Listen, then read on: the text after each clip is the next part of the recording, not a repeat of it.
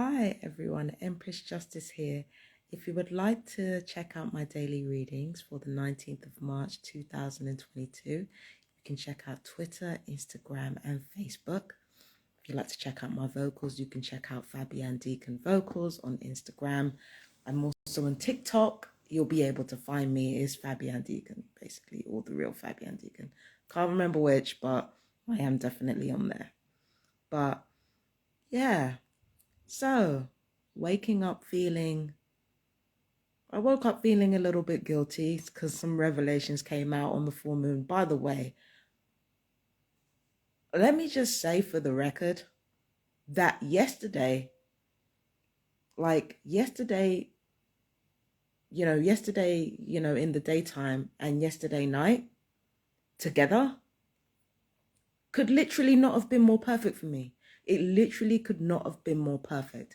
As an alchemist, as an occultist, I always say, if you really want to know what state of mind you're truly in, wait till the full moon, because the full moon will tell you exactly where you are, how you are, and how you're doing. The full moon will tell you, that period will tell you, because the fullness of the moon, it controls not only the tides, but the water in our bodies. It brings out the fullness of the water in our bodies, which is why we're not supposed to do too much when the moon is full. So it reveals who we truly are around that time, and it reveals what, our true desires, our true, and then we have to let go of obstacle as the moon wanes. We have to release obstacles from our life that are preventing us from getting what we want. So yes, this is exactly it. This is exactly it. And I realized when the moon was full last night, and because it officially turned full on the 17th, but when the moon was full last night, the night was clear. I was able to see it. It was wonderful. It was wonderful. And I got a clear indication of exactly where my mindset was at. It's wonderful. It's absolutely, the full moon is absolutely wonderful for clarity. So just for reference, you want to know what state of mind you're in. What is your mood around the full moon? What do you do around the full moon? What do your emotions tell you around the full moon? That's how you know what state of mind you are truly in. So I love using the full moon as a barometer in that sense.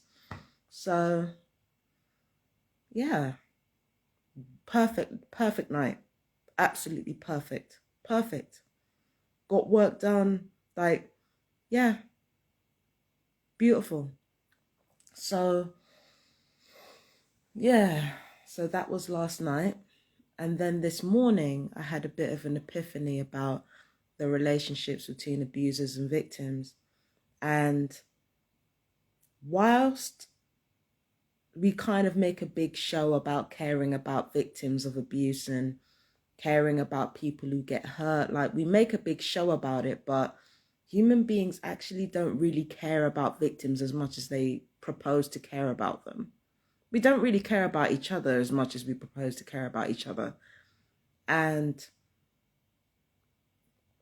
this is the thing, this is the weird thing about it. I feel like if I was a gang stalker, I'd have more people supporting me. I'd have more people forgiving me, more people unconditionally loving me, keeping my secrets than they would do if, as me being a TI right now. Luckily, I don't have that many secrets. Okay, luckily, I don't have that many secrets. Luckily, I'm an open book. But I feel that if I was a gang stalker, I'd have a lot more protection, for the simple reason that as an abuser, you tend to take what you want.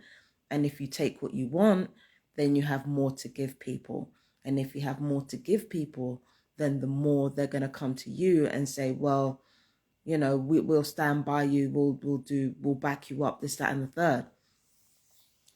Because remember, we live in a world of trade, and the way the spiritual world works is that if you have more to give, then you will get more. If you have more to give, then you will get more. The way abusers find a loophole in this is that they take more. They have the audacity to take more than other people. So if you have the audacity to take more than other people, that means you have more to give. And if you have more to give, it means there are more people who believe in you, more people who support you, more people who stand by you. When you're a victim, you are in deficit. Unless you are a privileged victim, a victim of privilege, you are in deficit, okay? You're in deficit. You already had the little that you had. That was taken away from you by the people who abused you. They could have taken away your dignity. They could have taken away your social status. They could have taken away your physical health. They could have taken away. And the thing is, it leaves you in a deficit. It leaves you in need. And the thing about being in need is that the more you need something, the more you attract that, because need, it implies lack, you see. And that feeling of lack that you get from being a victim of abuse constantly, you just attract that need more to you.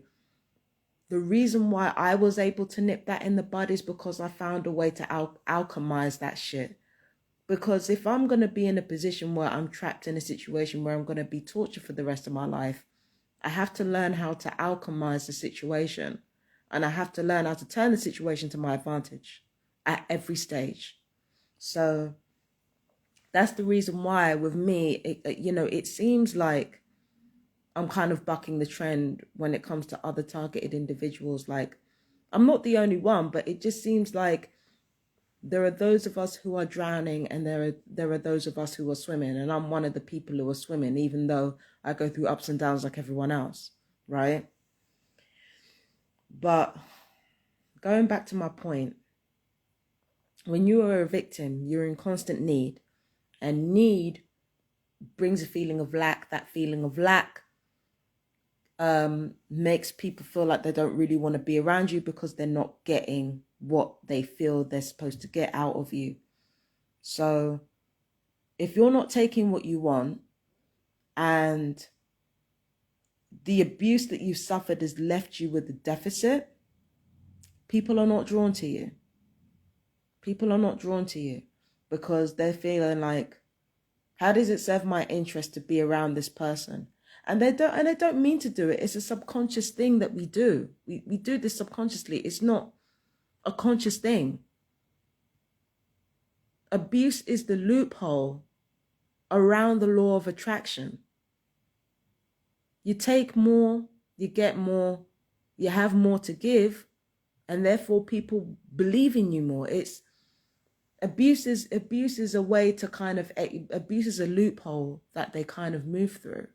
Do you understand what I mean? So, yeah, it makes sense that as a victim of stalking and as a victim of Havana syndrome and as a victim of electronic torture, that people are less likely to support me than they are to support the people abusing me. It makes sense from, a natural standpoint. It makes sense. When you're a victim, you produce lack. You bring feelings of lack. You attract more of the same. People don't stand by you as much as they should. They don't show up for you as much as they should. And the only time when they do is when they feel as if it's going to be of no real risk to them. So, yeah, that's the realization that I came to today. That's why abusers get more than victims. That's why. And as somebody who's a victim of torture, I have to make sure I take what I want back from my abusers. And that's the only way I'm going to navigate this shit. Because they're not going to let me go. They're never going to let me go. They're never going to let me live my life. Might as well take what I can get from them.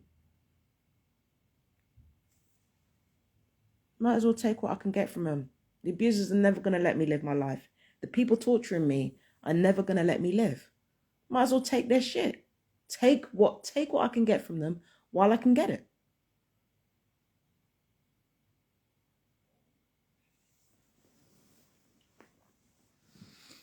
So, yeah, I felt unsupported yesterday. I felt unsupported, even though I said it was a perfect night. The full moon was fucking perfect, but it brought out some feelings in me, and instead of holding them back, I decided to go with them.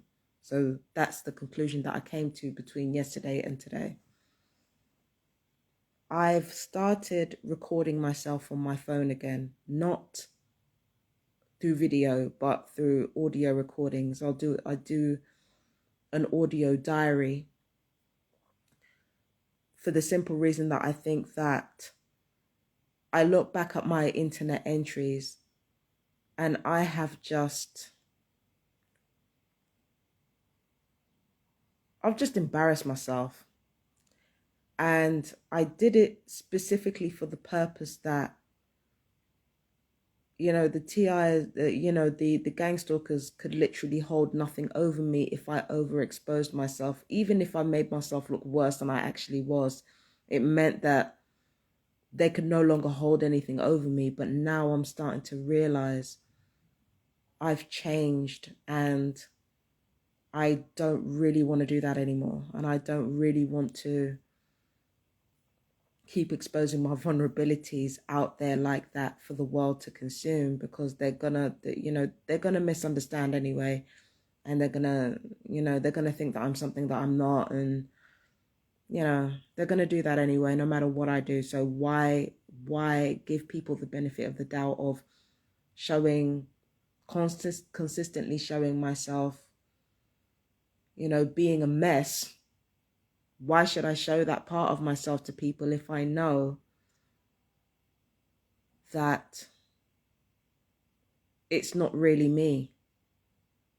The worst part of myself is, it's me, but I take the worst part of myself and deliberately exaggerate it so that when people walk away, it doesn't hurt so much when they do. But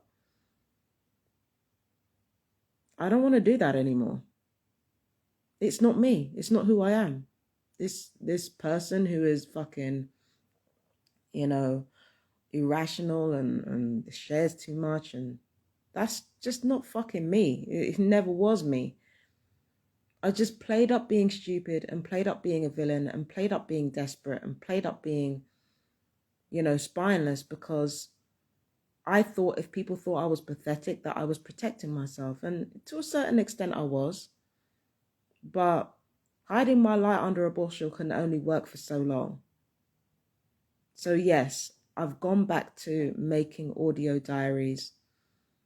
If I can't write it down, then I'll just make an audio diary, of, whatever dreams I've had or how I'm feeling, rather than coming online and talking about it, because I feel like that's a healthier way to deal with it,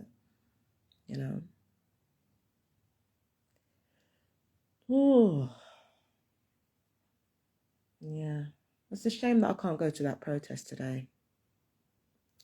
But I'm sure there are other things I can do today. The weather's gorgeous, for a start. You want to see outside, like, oh, some real shit. It's beautiful, fucking gorgeous. Like I've half a mind to go out there. Yeah. But anyway, listen, I gotta go. You guys take care of yourselves, and yeah, have a glorious day. Have a glorious day. Absolutely. Spring is sprung. It's gonna be amazing. You guys take care. I love you guys, my fellow TIs. Bye bye.